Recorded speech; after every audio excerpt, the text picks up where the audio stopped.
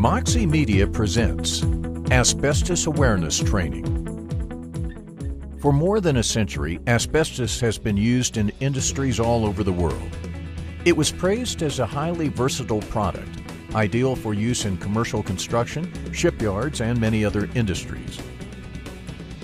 Asbestos has properties that are unlike any other. It is resistant to fire, insoluble in water, and does not conduct electricity. It has been used as insulation for buildings and ships and woven into fabric used for heat-resistant clothes.